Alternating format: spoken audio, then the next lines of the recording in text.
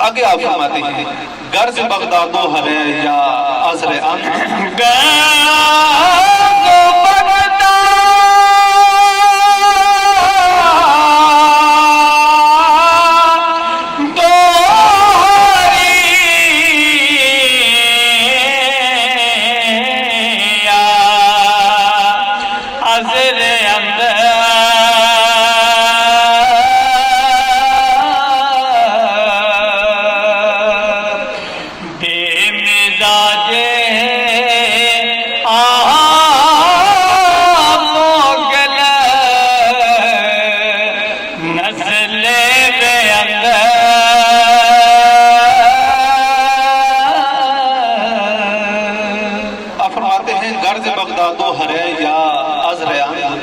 کہ وہ اقبال شہزادے چاہے رے میں موجود ہیں، چاہے بغداد میں موجود ہیں، چاہے ہرات میں موجود ہیں، دنیا کے کس بھی کونے میں ہیں، جس بھی جگہ میں ہیں، آپ فرماتے ہیں بے مزاج آب و گل نسل بیان،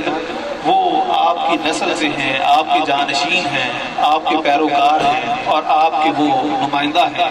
کہ نبی مکرم صلی اللہ علیہ وآلہ وسلم نے ارشاد فرمایا کہ میرے صحابہ کرام ستاروں کے مانند ہیں، جس کی تم اقتداء کرو گے ہدایت پا جاؤ گے۔ تو وہ لوگ جو صحابہ کرام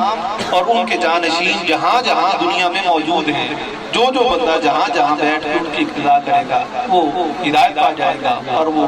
ایک چراغ کی مانند ہیں، ایک روشنی کی مانند ہیں، جنہیں وہ نور اللہ رب العزت کی ذات نے عطا فرمایا ہے۔ آگے اس کے اوپر آپ دو مثالیں دیتے ہیں، ان کو بعد ہم آگے دوسرا مضمون پڑھیں گے۔ آپ فرماتے ہیں شاخ گل ہر جا کے رویت ہم گل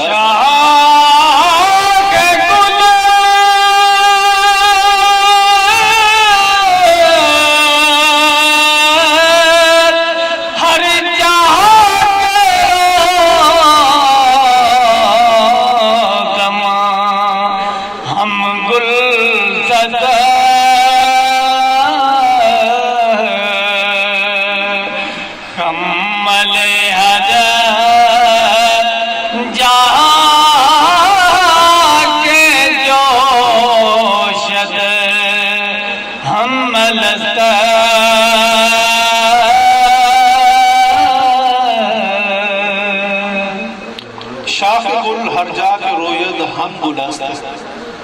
کہ پھول کی ٹہنی جہاں بھی وہ کھلے گی اس سے پھول ہی نکلے گا، کوئی دوسری چیز نہیں برآمد ہوگی۔ جہاں بھی پھول کی شاخ لگائی جائے گی اس سے پھول ہی برآمد ہوگا، کوئی دوسری چیز برآمد نہیں ہو سکتی۔ دوسری مثال آپ دیتے ہیں، آپ فرماتے ہیں خم مل ہر جا کے جوشد ہم ملست، شراب کو جہاں بھی تم رکھو گے اس میں جھاگ ہی پیدا ہوگی، اس میں سے بدبو ہی آئے گی، اس میں نہ تو خوشبو آ سکتی ہے نہ ہی وہ جھاگ کے بغیر رہ سکتی ہے، جہاں بھی رکھو گے وہ جوش مارے گی۔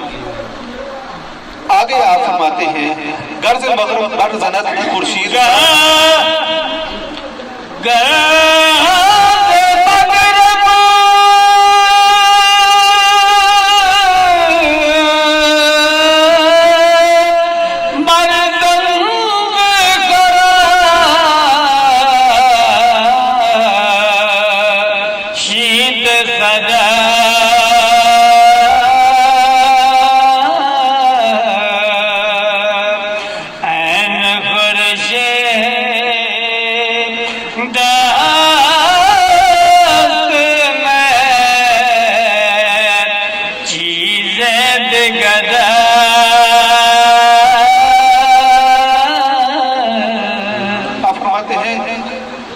غرض مغرب برزند خورشید سر،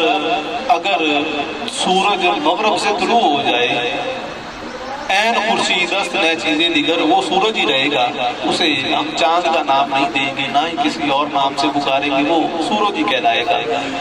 اسی طرح سے نبی مکرم صلی اللہ علیہ وآلہ وسلم کی پاک ذات کا نور دنیا میں جہاں بھی ظاہر ہوگا وہ نور اسلام ہی کہلائے گا، اس کو ہم کوئی دوسرا نام نہیں دے سکتے۔